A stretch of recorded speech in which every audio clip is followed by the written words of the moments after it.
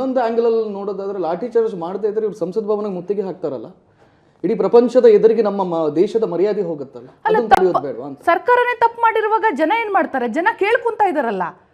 ನೀಟ್ನ leak ಮಾಡಿದವ್ರು ಯಾರು? ನೀಟ್ನ leak ಮಾಡಿದವ್ರು ಯಾರು? ಅದು ನನ್ನ ಪ್ರಶ್ನೆ ಅಲ್ವಾ? ಹಂಗಾಗಿ ಮುತ್ತಿಗೆ ಹಾಕ್ತಾರೆ. ಸರ್ಕಾರನೇ ಹೇಳಿದ ಮಾತು ಕೇಳ್ತಾ ಇಲ್ವಲ್ಲ. ಅವರೇ ಲೀಕ್ ಮಾಡಿಬಿಟ್ಟು ಎಲ್ಲರಿಗೂ ತೊಂದರೆಗಳು ಕೊಡ್ತಿದ್ದಾರೆ. ಎಷ್ಟು ಸಾವಾಗಿದೆ. ಅವ್ರ ಕುಟುಂಬಸ್ಥರು ಏನಾಗಬೇಕು? ಅವ್ರ ಮಕ್ಕಳು ಎಲ್ಲರೂ ಇವಾಗ 26 ಜನ 25 ಜನ ಸತ್ತಿದ್ದಾರೆ, ಸೂಸೈಡ್ ಮಾಡ್ಕೊಂಡಿದ್ದಾರೆ. 21 ಜನ ವರ್ಷ ಪೂರ್ತಿ ಓದಿ ನೀಟ್ ಎಕ್ಸಾಮಿಗೋಸ್ಕರ ತಯಾರಿಗಳನ್ನು ನಡೆಸ್ಕೊಂಡು ಎಕ್ಸಾಮ್ ಬರೆಯೋಕೆ ರೆಡಿ ಆದಾಗ ಇಲ್ಲ ಅದು ಲೀಕ್ ಆಗಿದೆ, ಎಕ್ಸಾಮ್ ಮಾಡಬೇಕು ಅಂತ ಅವ್ರ ತಂದೆ ತಾಯಿಗಳು ಆಸೆ ಆಕಾಂಕ್ಷೆಗಳನ್ನ ಮಕ್ಕಳ ಮೇಲೆ ಎಷ್ಟೆಲ್ಲ ಕನ್ಸು ಕಂಡಿರ್ತಾರೆ. ನಾವೇನೆ ನಮ್ಮ ಮಕ್ಕಳ ಮೇಲೆ ಎಷ್ಟೆಲ್ಲ ಕನ್ಸು ಕಂಡಿರ್ತೀವಿ.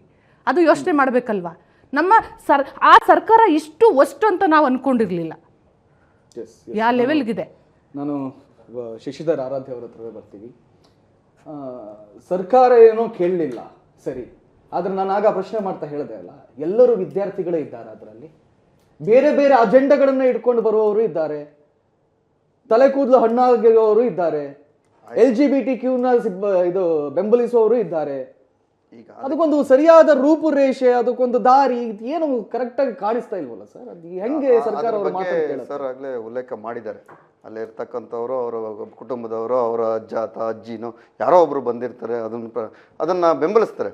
ಅದಕ್ಕೆ ಈ ರೀತಿಯಾದಂತಹ ಹೆಸರುಗಳು ಟ್ಯಾಗ್ ಮಾಡೋದು ಸರಿ ಇಲ್ಲ. ಯಾಕೆಂದರೆ ಇವತ್ತು ಆಗಿರ್ತಕ್ಕಂಥದ್ದು ಏನಿದೆ, ತಪ್ಪೇನಿದೆ ಆ ತಪ್ಪನ್ನು ಪ್ರಶ್ನಿಸಬೇಕು. ಆ ತಪ್ಪನ್ನು ನೀವು ಸರಿಪಡಿಸ್ಕೊಂಡಿದ್ರೆ ಯಾರು ಕೇಳ್ತಾ ಇದ್ರು? ನಿಮಗೆ ಸಾಕಷ್ಟು ಬಾರಿ ಗಡುವು ಕೊಟ್ಟಿದ್ರು.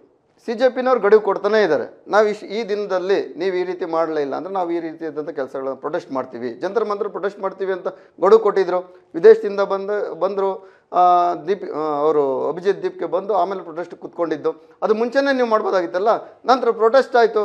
ಪ್ರೊಟೆಸ್ಟ್ ನಂತರ ವ್ಯಾಂಗ್ಚುಕ್ ಅವರು, ಸೋನಮ್ ವ್ಯಾಂಗ್ಚುಕ್ ಅವರು ನಿರಸನ ಸ್ಟಾರ್ಟ್ ಮಾಡಿದ್ರು. 21 ದಿನ ಹಂಗ ಸ್ಟ್ರೈಕ್ ಮಾಡಿದ್ರು.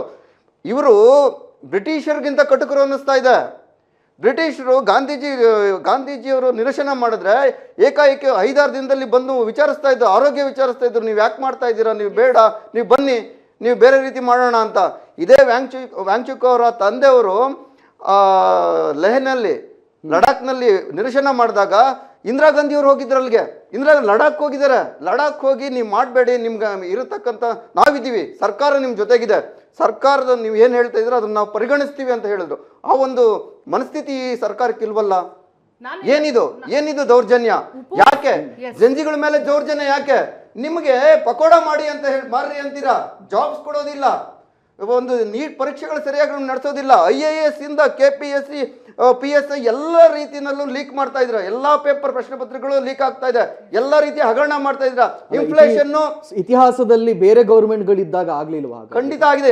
ಅದನ್ನೇ ಉಲ್ಲೇಖ ಮಾಡಿದ್ದೆ. 2011ರಲ್ಲಿ ಇದೇ ರೀತಿಯಾದಂತ ಕಾಂಗ್ರೆಸ್ನ ಭ್ರಷ್ಟಾಚಾರ ಮತ್ತೊಂದು ಮಗದೊಂದು ಇಟ್ಕೊಂಡೆ ಅಣ್ಣಾ ಹಜಾರೆ ಅವರು ಹೋರಾಟಕ್ಕೆ ನಿಂತಿದ್ದು.